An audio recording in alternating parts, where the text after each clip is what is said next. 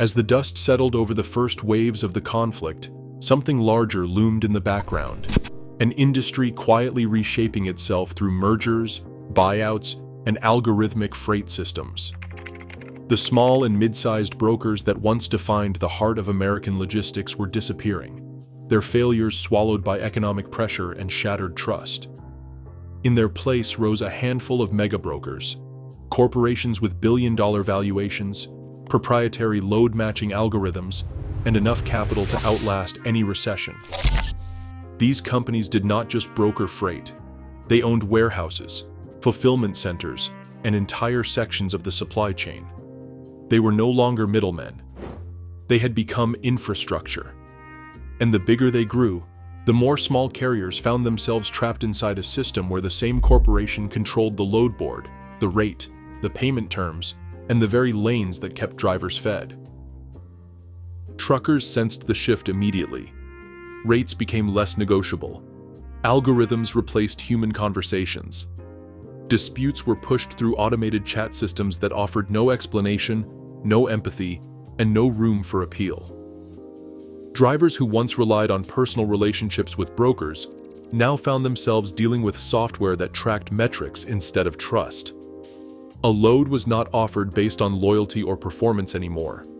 It was assigned based on data, scoring, and fleet size. Many drivers realized the broker wars were never just driver versus broker. They were a transition from human control to corporate control, one that threatened to strip independence from the very people who had built the backbone of the industry. The mega brokers insisted they were providing efficiency. They argued that automation reduced fraud, sped up load matching, and increased overall reliability. But drivers did not feel more secure. They felt invisible. They felt reduced to numbers on a screen, metrics that could be adjusted, manipulated, or ignored at will.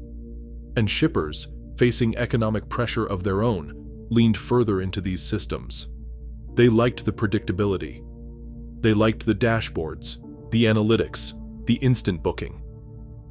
They liked that mega brokers took responsibility for every stage of the shipment. But few realized how much was being lost along the way. Independent carriers, small trucking businesses, and the human soul of transportation. The drivers who survived the low-rate years did so through grit, sacrifice, and stubborn resilience. But even they could feel the ground shifting beneath their wheels. The next era was not just competitive, it was engineered.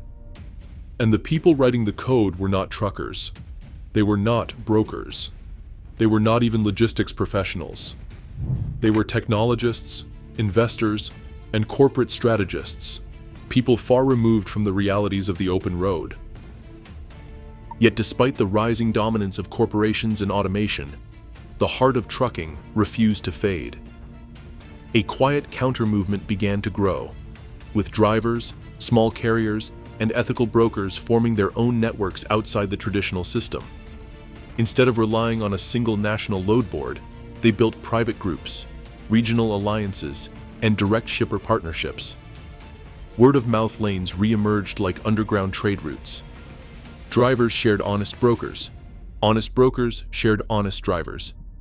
The same trust that once held the industry together began forming again, this time from the bottom up. Some drivers banded together to create mini co-ops, small groups who pooled their resources, negotiated as one, and protected each other from predatory rates. Others started offering dedicated service to small shippers who valued reliability over algorithmic optimization. These micro-partnerships did not change the whole industry, but they created islands of fairness in a stormy sea. Meanwhile, regulators slowly began to take notice.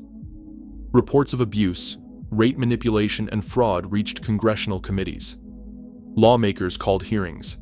Industry leaders testified. But the bureaucracy moved slowly. Nothing concrete passed. Transparency laws stalled. Broker oversight remained minimal. Carriers continued to carry the burden. Still, the pressure was building. Pressure eventually cracks something. By 2025, even some large shippers began questioning the opaque pricing models of major brokers. They wanted cost breakdowns. They wanted assurances. They wanted to know why their freight bills were rising while drivers were getting paid less. For the first time, the imbalance between what shippers paid and what carriers received became a public conversation, not just a trucking one. And the more the public saw, the more they realized the truth, that truck drivers were the invisible backbone of America. The men and women sleeping in cabs, driving through storms, loading and unloading freight, missing birthdays, waking at 3 a.m. to make deliveries. These people were carrying the economy on their backs, while corporate interests carved up the profits. It became harder to justify the secrecy, harder to defend the manipulation, harder to ignore the human cost. And so, the broker wars entered their final and most important stage, not a battle fought on highways or load boards, but a battle fought in the minds of the American people. Drivers began telling their stories publicly. They posted videos of their living conditions, their breakdowns, their unpaid loads. They shared receipts, documents, and real rates. Millions watched. Millions listened. And many who had never considered where their groceries or packages came from suddenly saw the human beings behind those shipments. The nation's perception shifted. Truckers were not faceless operators.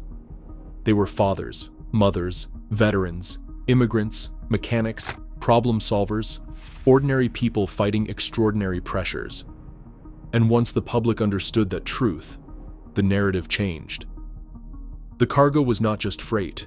It was their livelihood, their families, their dreams. And the broker wars were not just about money, they were about survival. The final question that hung over the industry was simple: what comes next? If the war continued unchecked, if brokers consolidated, if rates stayed artificially low, if algorithms replaced transparency, then the future of trucking would be cold and corporate. Independent drivers would vanish. Small carriers would disappear. The supply chain would be controlled by a handful of mega brokers and automated systems, leaving America vulnerable to monopoly pricing, digital manipulation, and systemic collapse. But if the voices of truckers continued to rise, if honest brokers aligned with ethical carriers, if shippers demanded truth, and if the public insisted on fairness, then a different future was possible. A future where transparency was not optional, where technology served drivers instead of replacing them, where shippers valued reliability over exploitation, and where the people behind the wheel were treated not as disposable parts, but as essential partners in the nation's survival. The broker wars were never just about freight. They were about dignity, justice, and the right to earn an honest living in an industry that promised freedom but delivered struggle. They were about challenging a system that profited from secrecy. And most importantly, they were about exposing a truth that had been hidden for far too long. Truckers are not the problem. They are the solution. They have always been the solution. And until the industry recognizes that, the war will continue. But now at least, the world is watching.